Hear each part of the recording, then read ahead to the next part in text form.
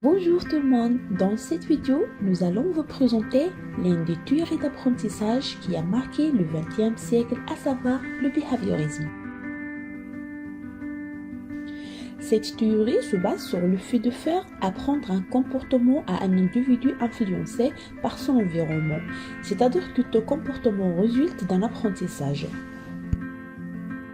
Commençons d'abord par les précurseurs et les fondateurs de cette théorie.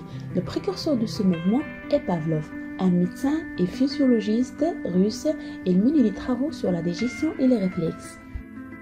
Le behaviorisme est né aux États-Unis au début du XXe siècle. Il est d'abord fondé par Watson en 1913. C'est d'ailleurs lui qui est l'auteur de Manifeste behavioriste, la psychologie telle qu'un behavioriste la voit. Ses travaux étaient centrés sur l'apprentissage et la psychologie de l'enfant.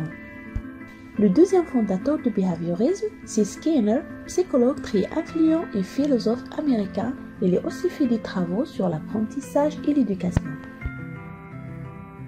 Le concept central du behaviorisme est le conditionnement, c'est-à-dire faire apprendre.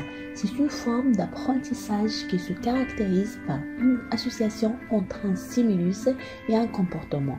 Il existe deux types de conditionnement, deux manières d'apprendre un comportement. Il y a le conditionnement classique, c'est la production d'un comportement involontaire, et il y a le conditionnement opérant, c'est quand le comportement sont volontaires. Pavlov a découvert ce phénomène par hasard au moment de recherches sur la salivation des chiens. Il a remarqué qu'un chien commençait à saliver avant qu'on lui introduise de la nourriture dans sa gueule. La simple odeur en vue de la nourriture ou même de la personne qui lui donne habituellement à manger suffisait à faire saliver le chien. Pavlov appela ce phénomène le réflexe conditionné aux réponses conditionnées.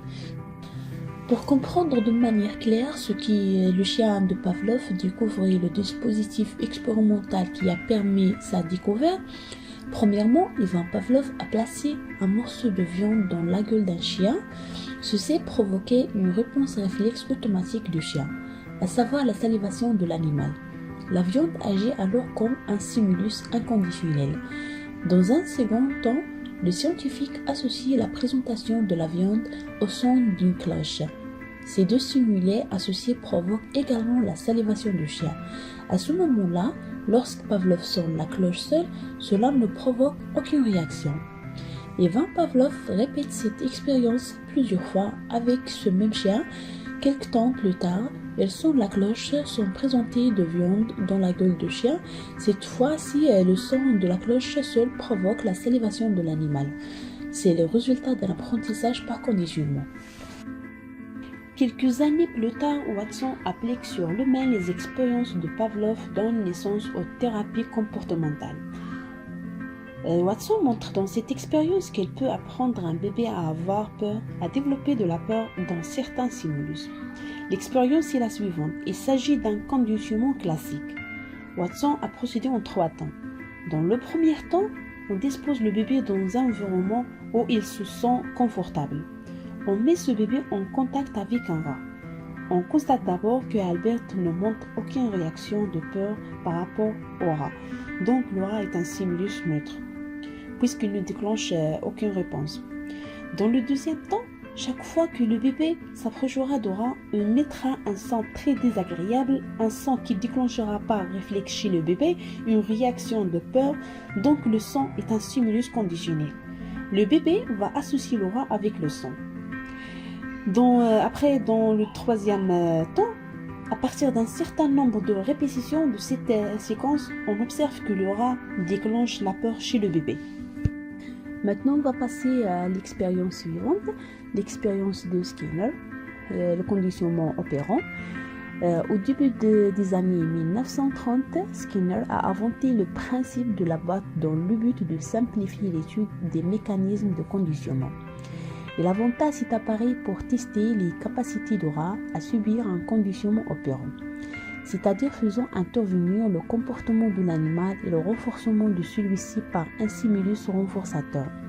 Par exemple, la prise de nourriture pour un renforcement positif.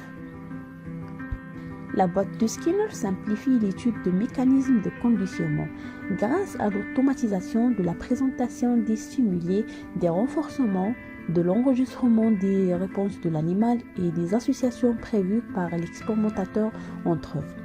Ainsi, l'expérimentateur peut-il faire en sorte que de la nourriture soit délivrée lorsque l'animal a appuyé un nombre de fois déterminé sur un levier.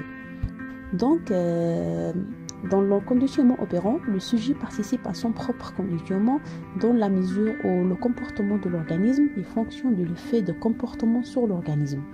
Skinner découvre une nouvelle loi de renforcement, loi de l'effet, qui explique l'apprentissage non plus seulement par la contiguïté ou la simultanéité, mais par les conséquences. Bon voilà, j'espère que vous aimez la vidéo. À la prochaine fois, Inch'Allah.